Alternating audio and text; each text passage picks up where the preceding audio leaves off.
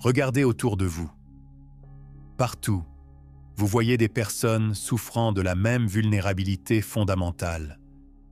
Non pas une faiblesse physique, ni une limitation intellectuelle, mais une fragilité psychologique. Elles sont déstabilisées par les critiques. Elles s'effondrent sous la pression. Elles sont manipulées à travers leurs insécurités. Elles sont contrôlées par leurs peurs et leurs désirs inavoués.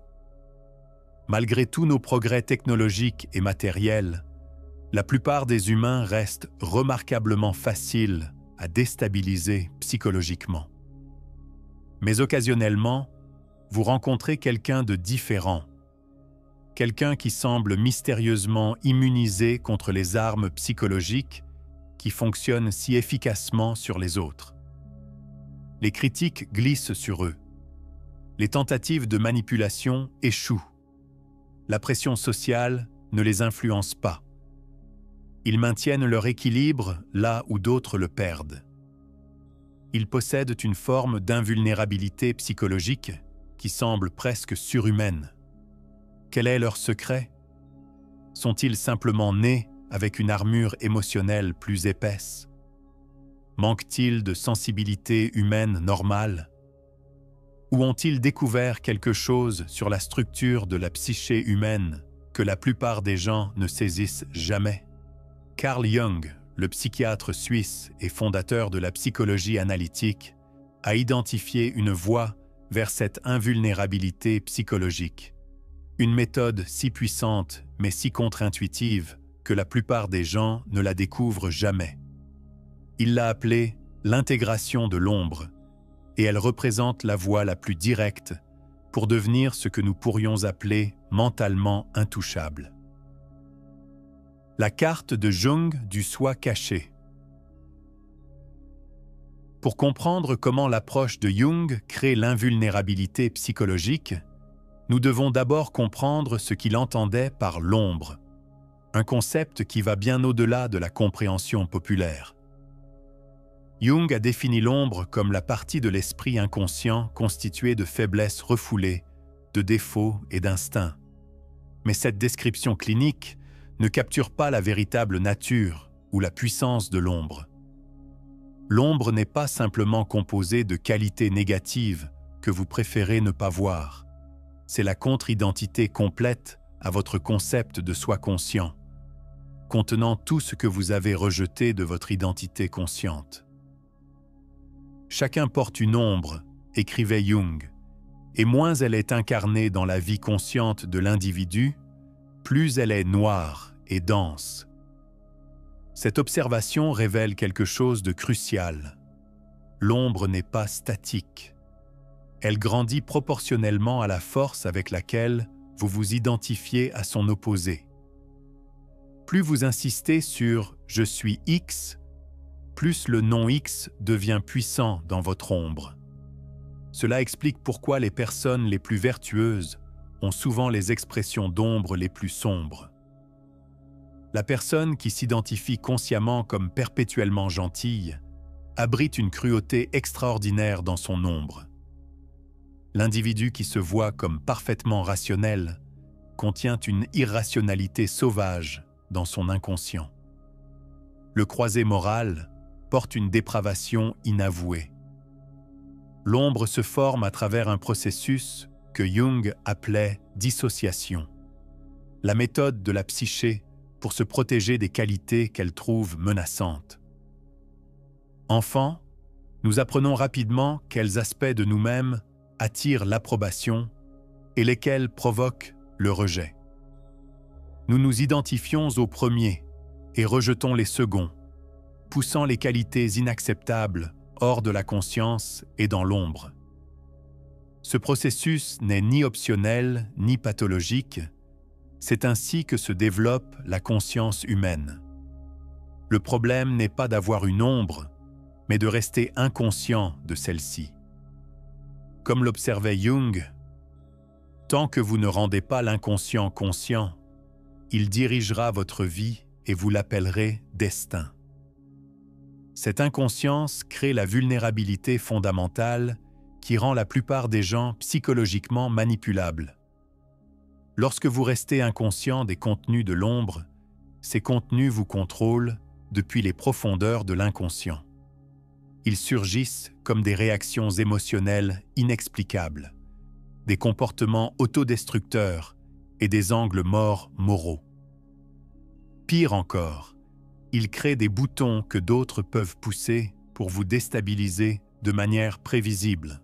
Pensez à la facilité avec laquelle les gens sont déclenchés par des accusations qui touchent à leur matériel d'ombre.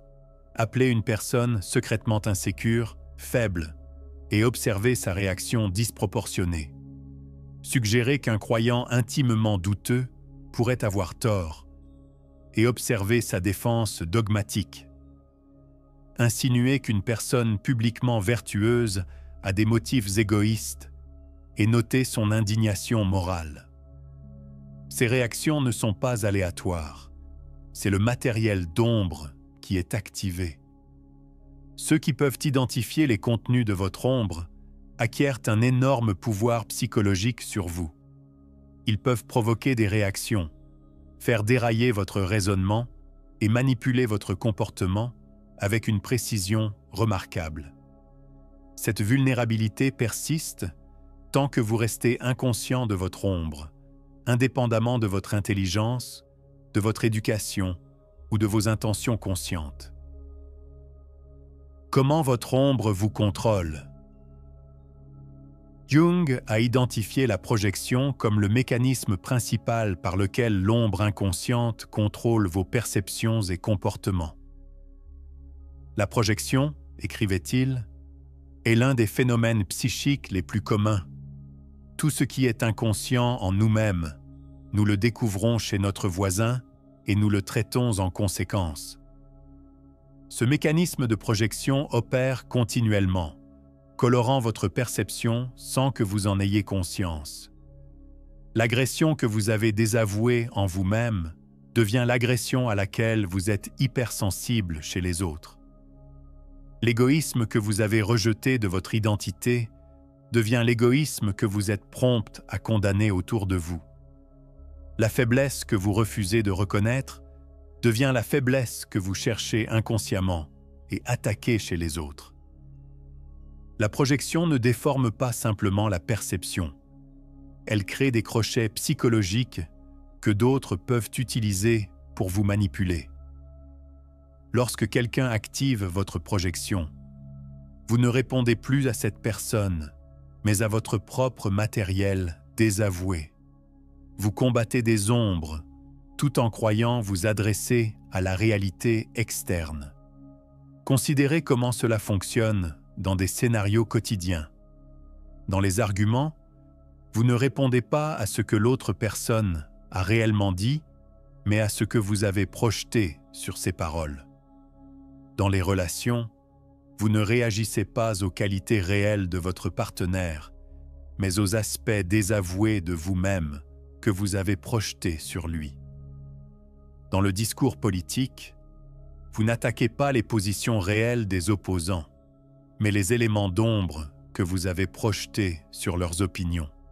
Ce mécanisme de projection explique pourquoi les personnes aux ombres non intégrées sont si facilement manipulées par des déclencheurs émotionnels. Activez leur projection et leurs facultés rationnelles s'éteignent.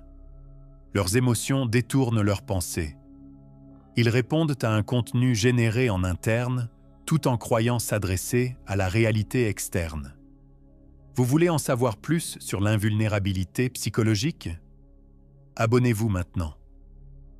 La personne avec une ombre intégrée, en revanche, reconnaît la projection à mesure qu'elle se produit. Elle distingue entre les menaces externes réelles et les projections générées en interne.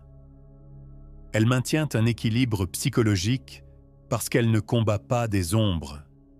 Elle s'adresse à la réalité telle qu'elle existe réellement, plutôt que filtrée à travers du matériel inconscient. Cette distinction crée la première couche d'invulnérabilité psychologique, la liberté de la manipulation par les déclencheurs de projection. Lorsque vous avez intégré des éléments d'ombre, les attaques qui provoqueraient une réactivité émotionnelle chez les autres vous fournissent simplement de l'information. Vous répondez stratégiquement plutôt que de manière réactive, parce que vous ne vous défendez pas contre la reconnaissance de parties désavouées de vous-même. Le paradoxe de la vulnérabilité. La force par la reconnaissance. L'approche de Jung sur la force psychologique contient un paradoxe que beaucoup trouvent difficile à accepter. La véritable invulnérabilité ne vient pas de la négation de la faiblesse, mais de sa pleine reconnaissance. L'acceptation de soi est l'essence de tout le problème moral et l'épitomée de toute une perspective sur la vie, écrivait-il. Cela représente une rupture radicale avec les approches conventionnelles de la force psychologique qui mettent typiquement l'accent sur la pensée positive, l'affirmation des forces et l'évitement des autoconcepts négatifs. Jung a reconnu que ces approches renforcent souvent l'ego, tout en laissant l'ombre intacte, créant l'illusion de la force tout en préservant la vulnérabilité fondamentale. La véritable invulnérabilité psychologique nécessite ce que Jung appelait la voie de ce qui pourrait sembler être une autodégradation. Reconnaître votre capacité pour des comportements et des qualités que vous avez précédemment rejetés de votre identité. La personne qui a pleinement confronté son potentiel de lâcheté ne peut être manipulée par la peur de paraître faible. L'individu qui a reconnu sa capacité de cruauté ne peut être contrôlé par son besoin de maintenir une image de soi purement vertueuse. Ceci explique pourquoi certains des individus psychologiquement les plus redoutables parlent souvent ouvertement de leurs défauts, faiblesses et capacités plus sombres. Ce n'est pas de l'autodépréciation, mais de l'intégration de l'ombre. La reconnaissance que l'acceptation de ces qualités supprime leur pouvoir de vous contrôler depuis l'inconscient. Considérez comment cela fonctionne dans des scénarios pratiques. Lorsque quelqu'un tente de vous faire honte pour une qualité que vous avez déjà reconnue en vous-même, son attaque ne trouve pas de cible. Lorsqu'ils essaient de déclencher une insécurité que vous avez déjà confrontée, aucune réaction ne se produit. Lorsqu'ils tentent de vous manipuler par la peur d'une perte d'image de soi que vous avez déjà acceptée, leur levier disparaît. Jung a décrit cette force paradoxale. La règle psychologique dit que lorsqu'une situation intérieure n'est pas rendue consciente, elle se produit à l'extérieur, comme destin. C'est-à-dire que lorsque l'individu reste individu et ne prend pas conscience de ses contradictions intérieures, le monde doit nécessairement jouer le conflit et être déchiré en moitiés opposées. Cette perspicacité révèle pourquoi l'intégration de l'ombre crée une résilience psychologique apparemment miraculeuse. La personne qui a rendu consciente ses contradictions intérieures ne les projette plus vers l'extérieur et ne les laisse plus être déclenchées de l'extérieur. Elle a supprimé le mécanisme principal par lequel les forces externes peuvent la déstabiliser psychologiquement. Le processus d'intégration, devenir mentalement intouchable. Jung n'a pas seulement identifié l'ombre, il a développé des approches spécifiques pour l'intégrer et atteindre l'invulnérabilité psychologique. Ces méthodes forment ce que nous pourrions appeler le code de l'ombre de Jung. La voie pratique pour devenir mentalement intouchable. La première étape est la reconnaissance de l'ombre. Développez une conscience des contenus spécifiques de votre ombre. Jung a suggéré plusieurs méthodes pour ce processus de découverte, y compris l'analyse des rêves, l'imagination active et l'examen des réactions déclenchées. Le principe commun est l'attention à ce qui provoque des réponses émotionnelles disproportionnées. Tout ce qui nous irrite chez les autres peut nous conduire à une compréhension de nous-mêmes, observait Jung. Cela fournit un point de départ pratique. Identifiez ce qui déclenche de fortes réactions négatives en vous. Les qualités qui vous dérangent le plus chez les autres existent presque certainement dans votre ombre. Les positions politiques qui provoquent votre plus forte indignation sont probablement liées à des aspects désavoués de votre psyché. Les comportements chez les autres qui vous semblent inexcusables reflètent souvent des qualités que vous avez rejetées en vous-même.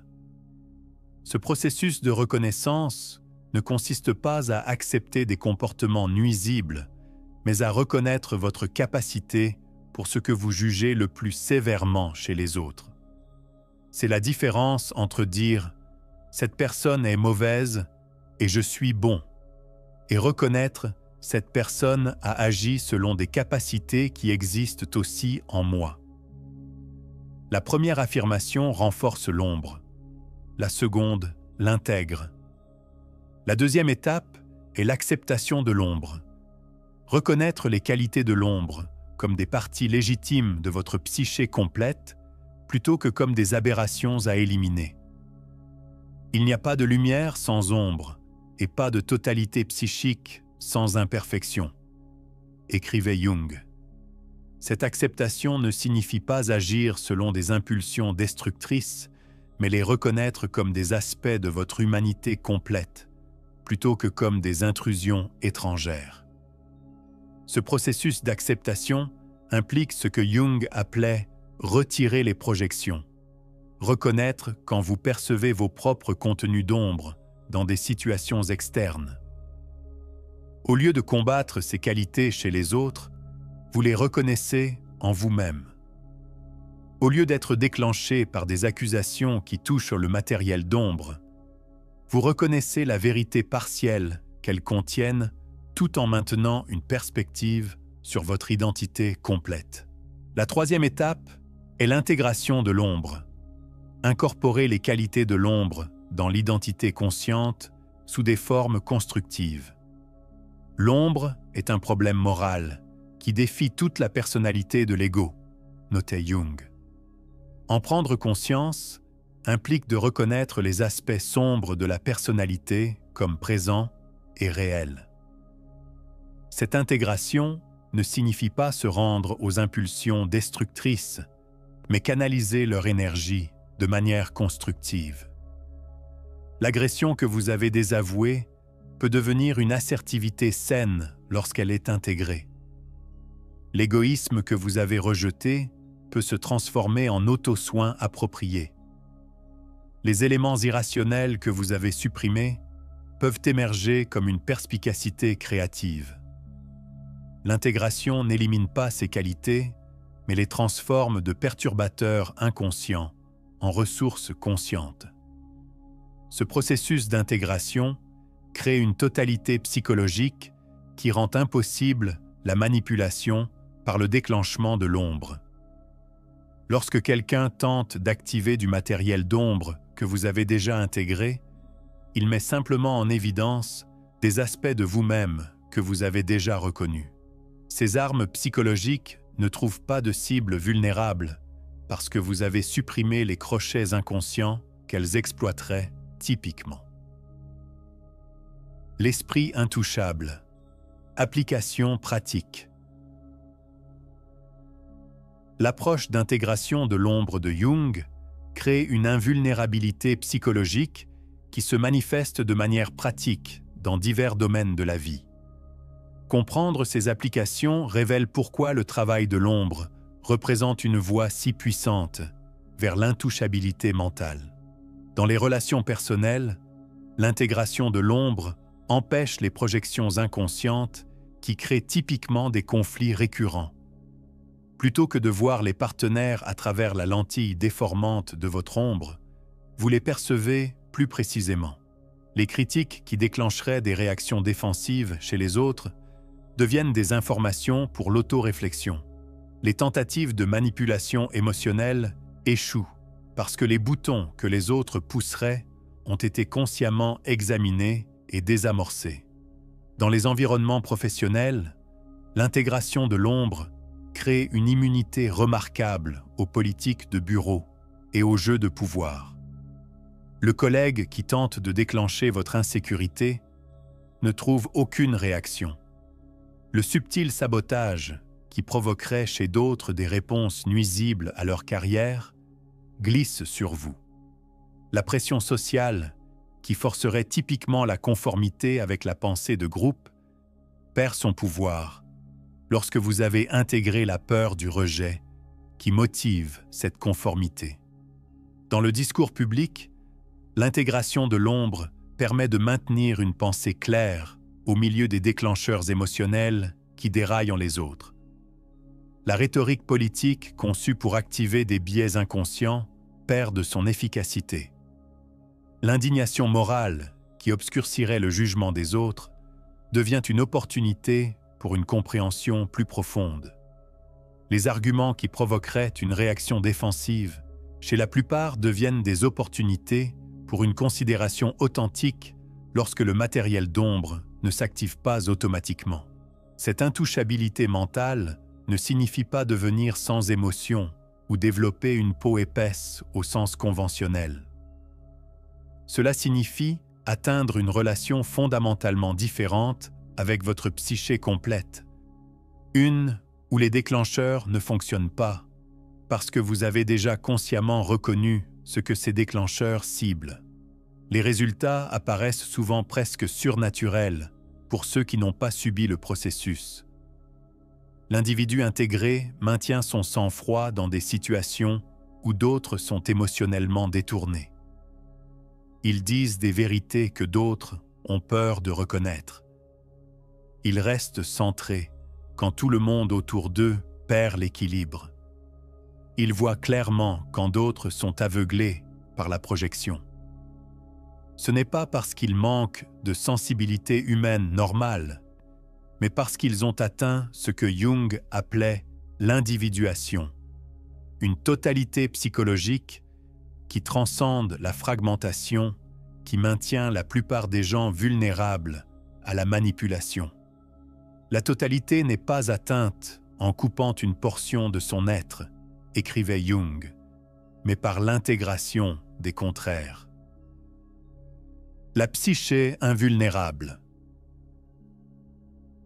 Le code de l'ombre de Jung révèle une vérité contre-intuitive. L'invulnérabilité psychologique ne vient pas de la construction de défenses plus fortes, mais de l'élimination complète du besoin de défense. Lorsque vous avez intégré votre ombre, les attaques qui dévastatent les autres vous fournissent simplement des informations. Les déclencheurs qui détourneraient le fonctionnement normal glissent sans effet. Les techniques de manipulation, qui contrôlent de manière fiable la plupart des gens, échouent entièrement. Ce n'est pas théorique, mais pratique.